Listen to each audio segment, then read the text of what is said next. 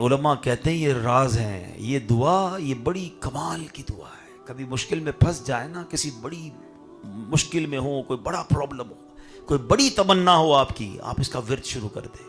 لا الہ الا انت سبحانک انی کنت من الظالمین. یہ واقعہ قرآن مجید میں موجود ہے. یہ پارہ نمبر جناب 11 ہے اور قرآن پاک کی پوری سورت کا نام سورہ یونس ہے اور اس کے اندر یہ واقعہ موجود ہے. حضرت یونس علیہ السلام یہ ان کو اللہ پاک نے شہر نینوا کی کہ جو رہنے والے جو لوگ تھے ان کی رہنمائی کے لیے بھیجا تھا، انہیں اسلام کی طرف بلانے کے لیے بھیجا تھا، ان کی طرف رسول بنا کر بھیجا. یہ موصل کے علاقے کا ایک بڑا شہر ہے. یہاں لوگ بت پرستی کرتے تھے، شرک کرتے تھے، معاذ اللہ بتوں کی پوجا کرتے تھے.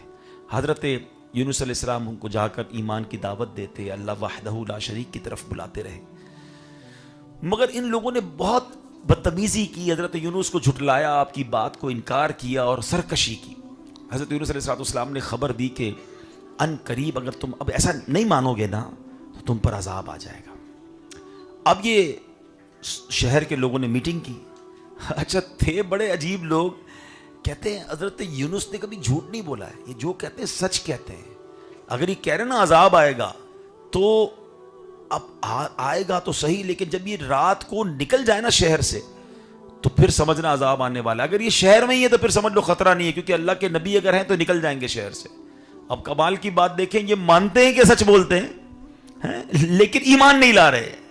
تو یہ بات بھی یاد رکھیے، جن کے دلوں پر مہر لگ جائے نا کہ ان کے سامنے آپ ساری دلیلیں رکھ دیں، قرآن و حدیث کھول کھول کے بتا دیں، نہیں ماننا تو نہیں ماننا. اب یہ قوم یہ تو مان رہی ہے کہ حضرت یونس سچے ہیں، مگر یہ نہیں مان رہی کہ جو کہہ رہے ہیں وہ بھی تو مانو نا، اللہ ایک ہے، بت پرستی چھوڑ دو. انہوں نے کیا کیا، حضرت یونس پر واچ لسٹ بٹھا دی، غور کرتے رہے کہ گئے تو نہیں، شہر چھوڑ کے گئے تو نہیں. اب کیا ہوا کہ رات جب لوگوں نے دیکھا کہ حضرت یونس علیہ السلام شہر چھوڑ کے نکل گئے ہیں تو اب یہ ڈر گئے، ان کو سمجھ آ گئی کہ اب عذاب آنے والا ہے. صبح ہوئی تو عذاب کے آثار بھی نظر آئے، چاروں طرف سے کالے کالے بادل، کالی بدلیاں آنے لگیں اور پورے شہر میں دھواں چھا گیا. یہ منظر دیکھ کر کے لوگوں کو سمجھ آ گئی کہ اب کسی وقت بھی عذاب آ جائے گا. پہلے تو انہوں نے حضرت یونس علیہ السلام کو ڈھونڈا، وہ انہیں نہیں ملے. اب جب لگا کہ اب تو ہم مارے گئے تو انہوں نے کیا کیا، اپنی عورتیں لیں، اپنے بچے لیے، اپنے مویشی لیے اور یہ سب کے سب پرانے کپڑے پہن کر، پھٹے پرانے کپڑے پہن کر میدان میں نکل پڑے اور اللہ کی بارگاہ میں روتے ہوئے توبہ کرنے لگے. خاک سر پر ڈالی، شوہر نے بیویوں کو الگ کر دیا، مائیں بچوں سے الگ ہو گئے، سب رونے دھونے میں اللہ کی بارگاہ میں گریہ وزاری میں لگ گئے، خوب توبہ کرنے لگے. جو مظالم انہوں نے آپس میں کیے تھے ایک دوسرے کو، اس کو بھی معاف کروایا. جتنی حق تلفیاں ہوئی تھی ایک دوسرے سے معافی مانگنے لگے، یعنی اللہ کی رحمت کو پکارنے میں لگ گئے. ایسی سچی توبہ کی اور اللہ سے کہا کہ یا اللہ، حضرت یونس جو تیرا پیغام لائے ہیں ہم اس پر بھی صدق کے دل سے ایمان لاتے ہیں. اب اللہ کریم کو ان لوگوں کی جو گریہ وزاری تھی، جو توبہ تھا، توبہ کا انداز تھا، انکساری تھی، اللہ کو پسند آئی. رب کریم نے ان سب سے عذاب اٹھا لیا. وہ بادل بھی واپس چلے گئے، وہ دھواں بھی واپس چلا گیا. اب یہ لوگ تو چین سے رہنے لگے. اب معاملہ یہ ہوا کہ حضرت یونس علیہ السلام جب واپس آئے کہ آپ تو تباہ ہو گئے ہوگے اب شہر پورا. تو جب آپ شہر کے قریب گئے تو پتہ چلا کہ شہر پر تو عذاب کا کوئی اثر ہی نہیں ہے. تو لوگوں نے کہا حضرت مبارک کو، یہ تو شہر بچ گیا، کوئی عذاب نہیں، آپ جائیں اپنی قوم میں. فرماتے میں کیسے واپس جاؤں، یہ تو مجھے جھوٹا سمجھیں گے. اچھا وہ لوگ سارے آپ پر ایمان لا چکے تھے، آپ کے کہنے پر اور آپ کے کہنے کے بعد جو عذاب کے آثار آئے تو وہ سمجھ گئے کہ حضرت یونس اللہ کے نبی ہیں، توبہ بھی کر لی، ایمان بھی لے آئے تھے. مگر چونکہ حضرت یونس شہر سے باہر تھے، وہ سمجھے کہ یہ قوم تو مجھے جھوٹا کہے گی اور مجھے قتل کر دے گے، میں کیسے شہر میں جا سکتا ہوں. آپ واپس مڑے اور اب آپ جو ہے وہ سمندر کے کنارے پہنچے تو وہاں ایک کشتی کھڑی ہوئی تھی. آپ اس کشتی میں بیٹھ گئے. اب یہ کشتی جب بیچ سمندر میں گئی تو وہاں کھڑی ہو گئی، نہ آگے جائے نہ پیچھے جائے. تو وہاں کے لوگوں کا یہ عقیدہ تھا کہ اگر کشتی بیچ سمندر میں کھڑی ہو جائے تو اب اس کشتی میں کوئی بھاگا ہوا غلام ہے، اب اس کشتی کو، اس غلام کو سمندر میں ڈبونا ہوگا تبھی کشتی چلے گی. ان کا رواج تھا.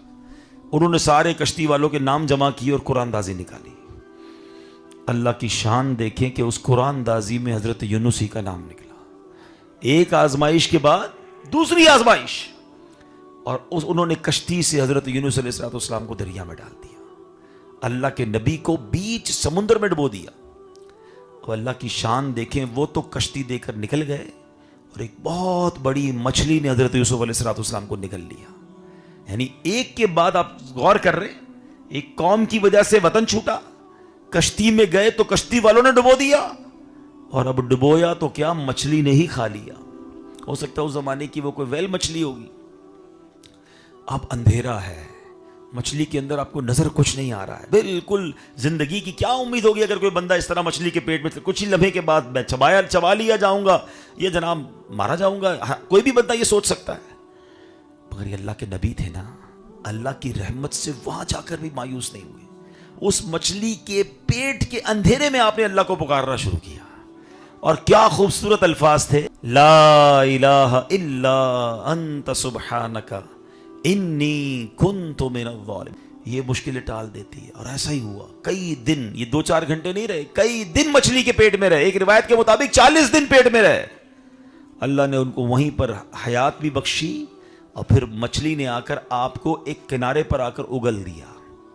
لیکن اتنے دن مچھلی کے پیٹ میں خوراک تو نہیں ملی نا آپ کو، تو آپ بڑے کمزور ہو گئے تھے. اور آپ کی جو جلد تھی نا وہ بھی بڑی سافٹ ہو گئی تھی، بالکل جس کو جیلی کی طرح کہیں. اللہ کی شان دیکھیں کہ وہاں آپ جب کنارے پہ گئے تو آپ کھڑے بھی نہیں ہو پا رہے تھے، تو آپ کے قریب ایک کدو کی بیل اگ گئی اور آپ کو سایہ کرنے لگی، اور پھر آپ اسی سے خوراک بھی لیتے رہے، ریسٹ بھی کرتے رہے. جب کچھ توانائی ملی تو اب آپ اپنی قوم کی طرف آئے، اور جب قوم کی طرف آئے تو قوم تو پہلے ہی ویٹ کر رہی تھی آپ کا، وہ تو آپ کو عزت کر رہی تھی، آپ کو شاندار انداز میں ویلکم کیا گیا، اور آپ اپنی قوم میں رہنے لگے. تو اے میرے پیارے اسلامی بھائیوں، میں دیکھ رہا تھا بچے، نوجوان بڑے شوق سے یہ واقعہ سن رہے تھے کہ آگے کیا ہوگا، آگے کیا ہوگا. یہ ایک واقعے میں اتنا انٹرسٹ ہے، اتنے کمالات ہیں، اللہ کی قدرت کے نظارے ہیں. پتہ نہیں کون کون سی کہانیاں، کون کون سے ڈائجسٹ، کون کون سی سٹوریز ہمارے بچے پڑھ رہے ہیں، اور ہم بھی ان کو کتابیں لا کے دے رہے ہیں. کہ ایسا نہیں ہو سکتا کہ ہم روز رات والد اپنے بچوں کو جمع کرے اور کہے آؤ چلو تم کو ایک قرآن کی کہانی سناتا ہوں، اللہ کے نبی کی کہانی سناتا ہوں. پڑھنے کا بھی ثواب، سنانے کا بھی ثواب ہے نا. چلے میں آپ کو ایک کتاب بھی بتا دیتا ہوں، اگر آپ کو سارے واقعات پڑھنے ہیں. میں نے بھی اپنا بیان اسی کتاب سے کیا، اس کا نام ہے عجائب القرآن، غرائب القرآن. کمال کی کتاب ہے. حضرت مفتی عبد المصطفیٰ اعظمی صاحب نے کتاب لکھی ہے. مکتبۃ المدینہ سے بھی آپ کو مل سکتی ہے، dawat-islami.net سے آپ فری میں ڈاؤن لوڈ بھی کر سکتے ہیں. پڑھنے والے بنو نا یار. اب اس ایک واقعے سے سبق کیا ملتا ہے؟ کتنے سبق ہیں. پہلی بات کہ اگر اللہ کی ناراضگی ہو جائے اور عذاب کے آثار بھی نظر آ جائے، بلا نازل ہو جائے، تو چاہیے استغفار کرے. آج ہمارے کتنے گناہ ہیں، کتنی آفتیں. کبھی ہم زلزلوں کے بارے میں سنتے ہیں، کبھی سیلاب آ رہا ہوتا ہے، کبھی کرونا آ رہا ہوتا ہے، کبھی کوئی طوفان آ رہا ہوتا ہے. ہم غور کریں کہ ہمارے اعمال کیسے ہیں، تو ہمیں توبہ کرنی چاہیے، اللہ کی بارگاہ میں رجوع لانا چاہیے. وہ رب بڑا کریم ہے، گناہوں کو معاف کرنے والا ہے، وہ خطاؤں کو معاف کرنے والا ہے. اگر آپ چاہتے ہیں نا کہ بلائیں ٹل جائیں تو استغفار کی کثرت کریں. اب استغفار بھی پورا دن گزر جاتا ہے، نہیں کرتے. اللہ کے نبی علیہ الصلوۃ والسلام قطعی بخشائے ہیں. میرے آقا تو وہ ہیں جن کے صدقے ہماری بخشش ہونی ہے. مگر آپ دن میں 70 بار اور ایک روایت کے مطابق 100 بار استغفار پڑھا کرتے تھے. کیا ہم پڑھتے ہیں؟ اللہ کو راضی کریں، توبہ کریں. دوسری بات جو سیکھنے کو ملی کہ اللہ پاک اپنے نیک بندوں کو بھی آزماتا ہے. اور کیسی میں کہتا ہوں اس آزمائش کے بارے میں تم سوچ بھی نہیں سکتے نا. وطن چھوٹا، پانی میں ڈبو دیا، مچھلی نے کھا لیا، مگر شکوہ نہیں تھا. مچھلی کے پیٹ میں انہوں نے یہ نہیں کہا یا اللہ میں تیرا نبی ہوں، میرے ساتھ کیا ہو رہا ہے، میں تو نمازیں بھی پڑھتا ہوں، میں تو قرآن بھی پڑھتا ہوں، میں تیرے دین کی تبلیغ بھی کرتا ہوں، تیرا کلام بھی پڑھتا ہوں. نہیں، کیا کہتے ہیں؟ لا الہ الا انت سبحانک انی کنت من الظالمین. وہاں بھی رب کی تعریف کر رہے ہیں اور اپنی عاجزی کر رہے ہیں. ہمارے ساتھ چھوٹا سا مسئلہ ہو جائے، کاروبار ڈاؤن ہو جائے، طبیعت خراب ہو جائے، کوئی نقصان ہو جائے، شکوے، شکایات، کمپلین، میں پیچھے رہ گیا، اللہ نے مجھے دیا ہی کچھ نہیں، معاذ اللہ وہ آگے بڑھ گیا، میری صحت ہی ٹھیک نہیں رہتی، پتہ نہیں کیا قصور ہو گیا مجھ سے. یہ مسلمان کا انداز نہیں ہے. زباں پر شکوے رنجو علم لایا نہیں کرتے. زباں پر شکوے رنجو علم لایا نہیں کرتے، نبی کے نام لیوا غم سے گھبرایا نہیں کرتے. یہ مشکلیں جو ہے نا، یہ درجے بلند کرنے آتی ہے، تو گناہ معاف کرنے آتی ہیں. ہمارے اسلاف تو آفتوں بلاؤں کو ویلکم کرتے تھے. حضرت فتح موصلی رحمت اللہ تعالی علیہ کی زوجہ کے بارے میں آتا ہے، ایک بار کہیں جا رہی تھی، پیر پہ ٹھوکر لگی، ناخن اکھڑ گیا. کبھی ناخن پہ چوٹ لگی، آپ کو یاد پتا ہوگا کہ پنجابی میں کہتے ہیں لگ پتا جاتا ہے، اتنی تکلیف ہوتی ہے. آپ مسکرانے لگی تو کسی نے کہا کہ آپ کو درد نہیں ہو رہا جو آپ مسکرا رہی ہیں؟ تو فرماتی درد تو ہو رہا ہے، مگر میں اس درد پر جو صبر کروں گی اور جو ثواب ملے گا نا، وہ یاد کر کے مجھے مسکراہٹ آ رہی ہے. یعنی اسلاف تو ایسے ہوتے تھے، اور ہم چھوٹی سی مشکل پر شکوے شکایات نہیں. میرے پیر و مرشد امیر علیہ سنت ایک اور جگہ بڑا پیارا شعر لکھتے ہیں، پیارے مبلغ معمولی سی مشکل پہ تو گھبراتا ہے، پیارے مبلغ معمولی سی مشکل پہ تو گھبراتا ہے، دیکھ حسین نے دین کی خاطر سارا گھر قربان کیا.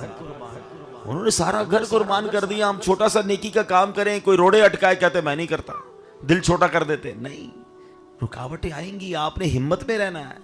حضرت یونس علیہ السلام اللہ کے نبی ہیں، لیکن پھر تیسری بات سیکھنے کو کیا ملی کہ مچھلی کے پیٹ میں جا کر بھی پکارو گے نا، عقل کام نہیں کرے گی کہ نکلوں گا کیسے. عقل مانتی ہے کہ کوئی بندہ پیٹ میں جائے اور نکل آئے مچھلی کے، وہ تو گیا.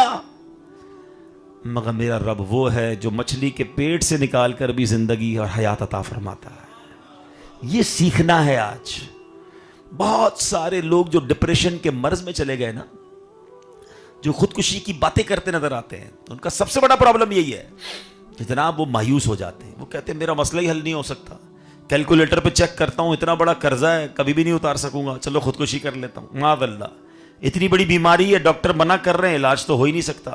اتنا بڑا گھر میں مسئلہ ہو گیا ہے، میں اس مسئلے سے نکل ہی نہیں سکتا. اپنے دماغ سے فیصلے کرتے ہیں.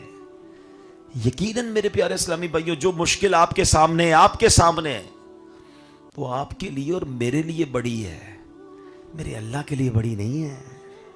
ان اللہ علی کل شیء قدیر. بھروسہ تو کرو نا، میری عقل تھوڑی ہے نا، میری طاقت تھوڑی ہے، میں اس رب کا بندہ ہوں کہ جب چاہتا ہے تو حضرت یوسف کو اندھیرے کنویں سے نکال کر مصر کا بادشاہ بنا دیتا ہے. جب وہ چاہتا ہے تو دریائے نیل حضرت موسیٰ اور ان کے ساتھیوں کے لیے راستے نکال دیتا ہے. جب وہ چاہتا ہے تو بہت بڑی آگ کو حضرت ابراہیم کے لیے باغ بنا دیتا ہے. اس رب کا اصل میں وہی والی بات ہے، قرآن پڑھتے نہیں، سارے واقعات قرآن میں موجود ہیں، تو یقین کیسے ہل جاتا ہے ہمارا. بڑا پرابلم ضرور ہے، میرے لیے ہے، میرے رب کے لیے نہیں ہے. پکارے اسے، دل سے پکارے. پھر آپ دل سے پکارے، پھر دیکھیں کیسے طوفان ٹلتے ہیں. لیکن آپ کو پتہ ہے، میں اور آپ قبر میں جائیں گے، سارے سافٹ ویئر آف لائن ہوں گے، قرآن ادھر بھی آن لائن ہوگا. مبارک ہو اسے جو قرآن پڑھتا ہے. یہ میں نہیں کہہ رہا، نبی پاک علیہ الصلوۃ والسلام فرماتے ہیں، حدیث پاک کا خلاصہ ہے، روزانہ رات سورہ ملک جو پڑھے گا، یہ سورہ ملک اس کو قبر میں آ کر عذاب قبر سے بچائے گی. قرآن قبر میں شفاعت کا کام کرے گا، نور کا کام کرے گا. مگر نہیں، قرآن سے دوری ہوتی جا رہی ہے. نہ کریں ایسا، خدا را نہ کریں. اب پڑھنا شروع تو کرے، پھر دیکھیں کیسے رحمتیں برستی ہیں، کیسے مسئلے حل ہوتے ہیں. پوچھو قرآن ہے کیا؟ مولا علی شیر خدا سے پوچھو. ہاں، مولا علی کہتے ہیں جب میرا جی چاہتا ہے میں اللہ مجھ سے بات کرے، میرا جی چاہتا ہے جب کہ رب مجھ سے بات کرے، کہتے ہیں میں قرآن پڑھنے لگ جاتا ہوں. کلام قرآن کس کا کلام ہے بتاؤ نا؟ اللہ کا کلام ہے نا. تو وین ایور آئی ریڈ قرآن، اس کا مطلب کیا؟ وہ اللہ بات کر رہا ہے مجھ سے. فرمایا جب میرا جی چاہتا ہے رب مجھ سے بات کرے، میں قرآن پڑھنے لگ جاتا ہوں. اور جب جی چاہتا ہے میں اللہ سے بات کروں، میں دعا کرنے لگ جاتا ہوں. کتنی پیاری کانورزیشن ہے، کتنی پیاری بات چیت ہے، کوئی رکاوٹ نہیں ہے. دنیا کے بڑے آدمی سے ملنے کے لیے آپ کو ٹائم لینا پڑتا ہے، سیکرٹری بیچ میں آتا ہے، ہماری زبان اگر وہ نہیں سمجھتا تو ٹرانسلیٹر چاہیے. اللہ سے بات کرنے کے لیے کوئی ٹرانسلیٹر نہیں، کوئی سیکرٹری نہیں. جتنی اللہ سے باتیں کرنی ہے کرو نا. تلاوت کرو تو ایسا محسوس ہوتا ہے رب مجھ سے کلام کر رہا ہے، اور دعا کرو تو بندہ اپنی باتیں اپنے اللہ کو پہنچا رہا ہوتا ہے. نہ تلاوت کرتے ہیں نہ دعا کرتے ہیں. امام صاحب دعا کرتے ہیں، لوگ مسجد چھوڑ کے بھاگ رہے ہوتے ہیں. خود سوچے نا ہم کتنی دعا مانگتے ہیں. آپ کو پتا ہے میرے آقا کتنی دعائیں کرتے, اللہ کے حبیب ہیں. آپ کئی لوگوں کو اندازہ نہیں ہے, بچے ہیں, نوجوان ہیں, آپ کو کئی دعائیں یاد ہوں گی ہیں.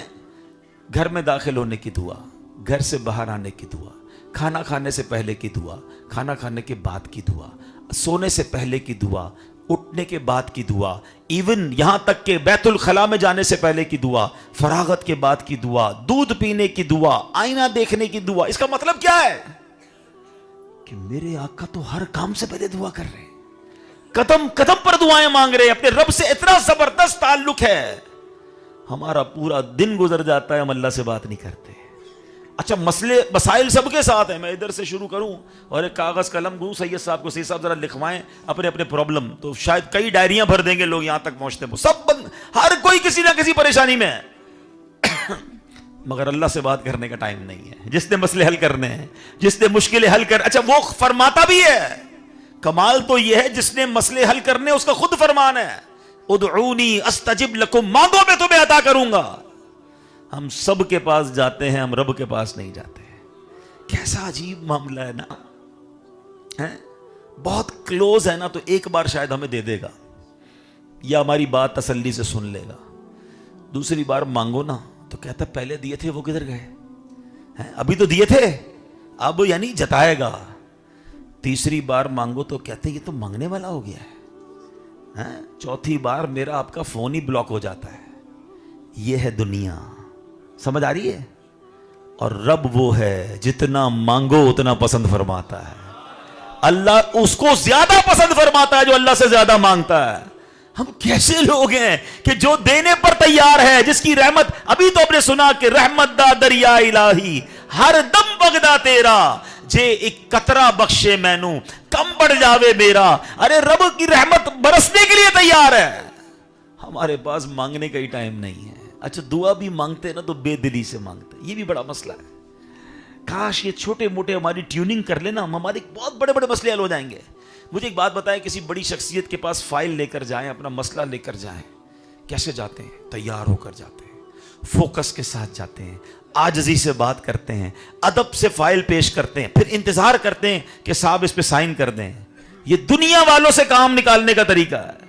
اور اللہ کی بارگاہ میں ہاتھ اٹھاتے ہیں, کبھی ادھر دیکھ رہے ہیں, کبھی ادھر دیکھ رہے ہیں, کبھی دھیان کہیں اور ہے. غافل دل کی دعا کیسے قبول ہوگی؟ ارے جب اکرم الاکرمین ارحم الراحمین کے دربار میں جا رہے ہو, پھر تو آنسو بہنے چاہیے تھے نا. پھر تو فقیر بن کر, بھکاری بن کر, گر گڑا کر بندہ دعا مانگے, اور پھر دیکھیں دعا کے بعد کیسے دروازے کھلتے ہیں. کاش یہ باتیں ہمیں سمجھ آ جائیں. آج میں قرآن پاک کا ایک واقعہ بھی آپ کو سنانے آیا ہوں. اس میں بھی میری دو نیتیں. ایک نیت تو یہی ہے جو اس واقعے میں میسج ہے, one of the historical event, ایک ایسا قرآنی واقعہ ہے جو جب بھی پڑھیں عقل حیران ہو جاتی ہے. اللہ کی قدرت کا عظیم نظارہ ہے اس واقعے میں. لیکن ایک اور نیت بھی ہے کہ اس کے ذریعے ہمارا قرآن پڑھنے کا شوق بڑھے, کہ جب ایک واقعے میں اتنا کچھ ہے تو پورے قرآن میں کیا کیا ہوگا. زندگی میں پیغام کی کتنی اہمیت ہے. آپ غور کریں کہ جب سے یہ موبائل, پھر انٹرنیٹ, پہلے تو خط لکھے جاتے تھے پیغام کے طور پر, اب تو واٹس ایپ آ گیا, ای میل آ گئی.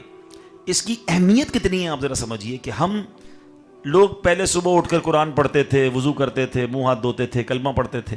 اب تو ابھی آنکھیں بھی پوری نہیں کھل رہی ہوتی تو موبائل ڈھونڈ رہے ہوتے ہیں, اور موبائل ڈھونڈ کر بھی سب سے پہلے یہ چیک کرتے پیغام کس کا آیا.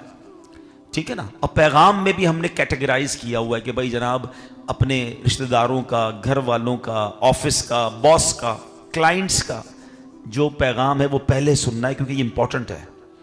ٹھیک ہے نا. اتنی اہمیت ہے ہماری زندگی میں.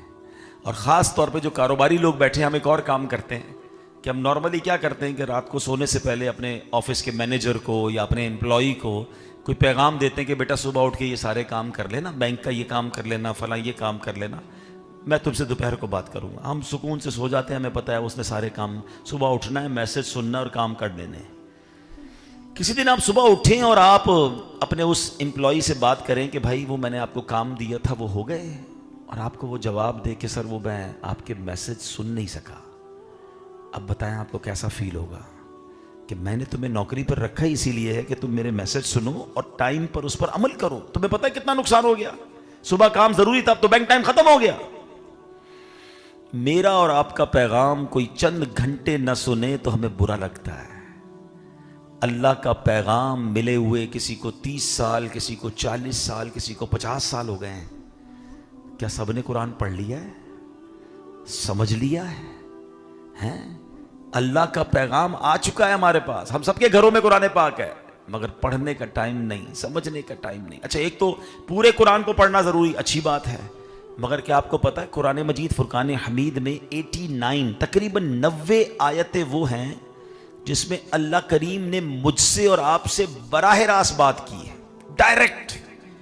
یا ایھا الذین آمنو کہہ کر، او یو بلیورز، ایمان والے کون ہیں؟ ہم سارے ہیں نا الحمدللہ. یعنی مجھ سے میرے رب نے کیا بات کی ہے، کیا کم از کم وہ پڑھ لی ہم نے ہیں؟ اب بندہ کہے قرآن تو عربی میں حضرت ہم تو میر پوری بولتے ہیں، تو بھائی یہ تو بہانہ نہیں چلے گا نا. علماء نے تو ترجمے بھی لکھ دیے، کتنی زبانوں میں ترجمے، تفسیر. دعوت اسلامی نے تو کمال یہ کیا کہ ترجمہ بھی دیا، تفسیر بھی دی، نہیں پڑھ سکتے تو آڈیو میں بھی دیا، کم از کم سن لیں.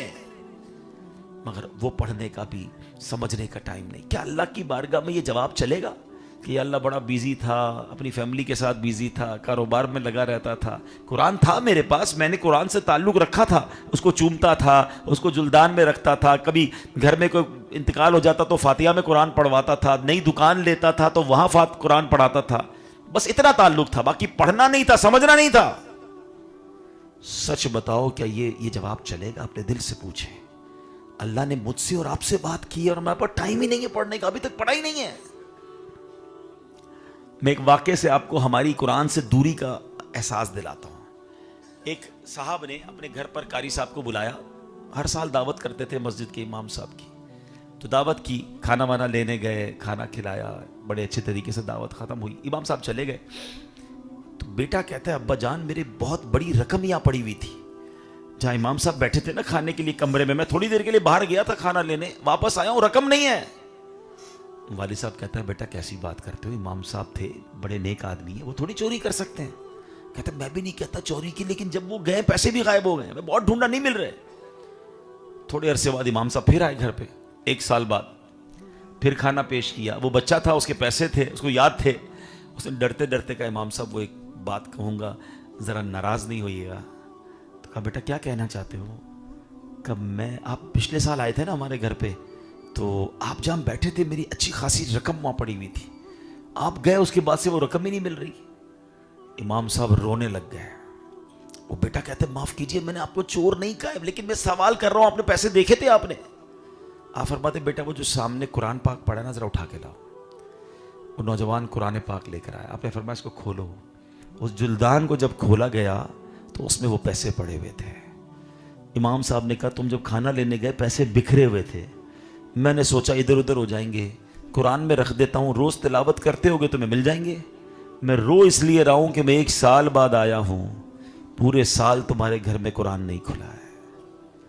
سچ بتائیں ہم کتنا قرآن پڑھتے ہیں؟ ہم نے قرآن سے تعلق رکھا ہے؟ یار بھائی جلدی سے نیا قرآن لے آؤ. کیوں نہیں؟ نیا گھر لے آؤ تو رکھوانا ہے، جلدی قرآن لے آئیں، وہ اپنی نئی دکان پہ قرآن رکھوانا ہے، قرآن کا ختم کر. اچھا افسوس تو یہ ہوتا ہے اتنی بے تعلقی ہو گئی ہے قرآن سے کہ ہمارے گھر میں اگر اللہ نہ کرے کسی کا انتقال ہو، سویم ہے، 40واں ہے، فاتحہ ہے، بچے آئیں گے مدرسے کا قرآن پڑھنے کے لیے. جس کے والد کا فاتحہ ہے وہ اس میں بھی بیٹھ کے قرآن نہیں پڑھ رہا ہوتا. بچے پڑھیں گے، میرے ابا کے لیے بھی بچے پڑھیں گے، اپنی دکان پہ ختم کروائیں گے، خود دوستوں کے ساتھ بیٹھے ہوں گے اور مدرسے کے بچے قرآن پڑھ رہے ہوں گے. یار میں قرآن کیوں نہیں پڑھنا چاہتا ہوں؟ میرا دل کیوں نہیں لگتا قرآن پڑھنے میں؟ آج قرآن کی محفل میں آئے نا تو میں آپ کے دل کے دروازے پر دستک دینا چاہتا ہوں. حدیث پاک کے الفاظ ہیں، وہ دل ویران ہے جس میں کچھ قرآن نہیں ہے. پوچھئے سب اپنے آپ سے کہ ہمارے دل میں کتنا قرآن ہے. سوچئے نا. ہم اپنے بچوں کو حافظ بنا دیتے ہیں، بچوں کو مدرسے میں بیچ کے بعض اوقات لوگ کہتے ہیں میرے بچہ حافظ ہے، میرا بچہ قرآن پڑھ رہا ہے. بہت اچھی بات ہے. ہم کتنا خود قرآن پڑھ رہے ہیں؟ کیا قرآن میرے لیے نہیں ہے؟ یہ دل کا نور ہے، یہ قبر کا ساتھی ہے، یہ شفاعت کرنے والا ہے. تو بہرحال آج کے اس مختصر سے بیان میں میری چند نیتیں تھیں کہ قرآن سے دوستی کر لیں، قرآن پڑھنے والے بنے، قرآن سمجھنے والے بنے. بہت کچھ ہے قرآن میں ہمارے لیے، قرآن سے دور نہ رہیں. دعوت اسلامی نے ہمارے لیے قرآن سیکھنا بہت آسان کر دیا. جب بھی مدرسے کا لفظ سنتے نا دماغ میں بچوں کا مدرسہ آتا ہے. نو ڈاؤٹ دعوت اسلامی نے 15,000 کے قریب مدرسے بنا دیے ہیں, لاکھوں بچے پڑھ رہے ہیں بغیر فیس کے. لیکن ایک بڑا ایشو یہ تھا کہ جناب یہ بڑی عمر کے لوگ جب ملتے ہیں کہتے ہیں قرآن تو ہم نے بھی نہیں پڑھا, تلفظ تو ہمارے بھی ٹھیک نہیں ہے, تلاوت تو ہمیں بھی پراپر نہیں آتی, اب کیا بچوں کے مدرسے میں جائیں, شرم آتی ہے. یہ ایسا ایشو تھا جو سالو کیسے ہوگا. اللہ سلامت رکھے میرے پیر و مرشد امیر اہل سنت کو. کیا دعوت اسلامی والوں نے نظام بنایا کہ مدرسۃ المدینہ بالغان بنا دیے کہ بچوں کے الگ بڑوں کے الگ مدرسے, اور بڑوں کے مدرسے ان کی مرضی کے ٹائم, کہیں فجر کے بعد ہو رہا ہے, کہیں مغرب کے بعد ہو رہا ہے, کہیں عشاء کے بعد ہو رہا ہے. چلو بھائی کام کاج سے فارغ ہو کر آ جائیں, 15 منٹ اپنی تلفظ ٹھیک کر لیں, اپنی تلاوت ٹھیک کر لیں, تاکہ نماز کی برکتیں بھی ملیں, قرآن کا فیضان بھی ملے. اچھا پھر کیا ہوا؟ اچھا آپ کو جان کر خوشی ہوگی 56,000 مدرسۃ المدینہ بالغان پاکستان میں لگائے جا رہے ہیں بغیر کسی فیس کے, مختلف مساجد میں, مارکیٹوں میں, دکانوں میں لگائے جا رہے ہیں. لوگ پڑھ رہے ہیں قرآن, لاکھوں اسلامی بھائی پڑھ رہے ہیں بڑی عمر کے. مگر پھر ایک اور آرگیومنٹ, ایک اور یوں سمجھیے ایکسکیوز, حالانکہ بہانہ بنانا نہیں چاہیے, قرآن پڑھنے کے لیے کام چھوڑنا چاہیے, کام کے لیے قرآن نہیں چھوڑنا چاہیے. لیکن لوگ کہتے ہیں یار کیا کریں, کام سے دیر سے آتے ہیں, مدرسہ پہنچ نہیں سکتے, ہم کیسے قرآن پڑھیں. دعوت اسلامی نے ان کا مسئلہ بھی حل کر دیا. ہم نے ایک آن لائن مدرسہ بنا دیا جس کا نام ہے فیضان آن لائن اکیڈمی. اور میرپور والوں آپ کو مبارک ہو, آپ کے فیضان مدینہ میں بھی اس کی ایک برانچ بن چکی ہے ماشاءاللہ. ابھی مزید اس کی تعمیر ہونا باقی ہے. 90 سے زیادہ ملکوں میں ہمارے قاری صاحبان بیٹھتے ہیں 24 گھنٹے, ڈبل 12 گھنٹے. آپ کی مرضی ہے, آپ کو جس وقت قرآن پڑھنا ہے, جس وقت حدیث, صرف قرآن نہیں 40 کے قریب کورسز ہیں. اپنی مرضی کے کورسز آپ کیجئے. کب کرنے آپ کی مرضی, رات 10 بجے فارغ ہوتے ہیں 10 بجے آن لائن ہو جائیں, 11 بجے ہو جائیں, 12 بجے ہو جائیں, فجر کے بعد ہو جائیں. اپنے گھر میں بیٹھے بیٹھے اپنے ہی موبائل فون سے انشاءاللہ آپ کو قاری صاحب آن لائن ہوں گے, قرآن پڑھا دیں گے ہیں, آپ کی تلفظ ٹھیک کروا دیں گے, آپ کو نماز سکھا دیں گے. اب بتاؤ اتنی آسانیوں کے بعد بھی اگر میں قرآن نہیں پڑھ رہا تو پھر قصوروار تو میں ہوا نا. تو آج نیت کر لیں. آج بچوں کے حفظ قرآن کے پروگرام میں آئے ہیں, میں بھی نیت کروں, آپ بھی نیت کریں. میں روزانہ سوؤں گا نہیں جب تک میری آنکھیں کچھ قرآن دیکھ نہ لیں, میری زبان کچھ قرآن پڑھ نہ لے, میرے کان کچھ قرآن سن نہ لیں. یہ نیت کر لو, بے شک 3 آیتیں کیوں نہ ہوں, لیکن آپ پڑھتے رہیں گے انشاءاللہ قرآن کے نور سے دل صاف ہونے لگے گا. اللہ آج کی اس محفل کو اپنی بارگاہ میں قبول فرمائے.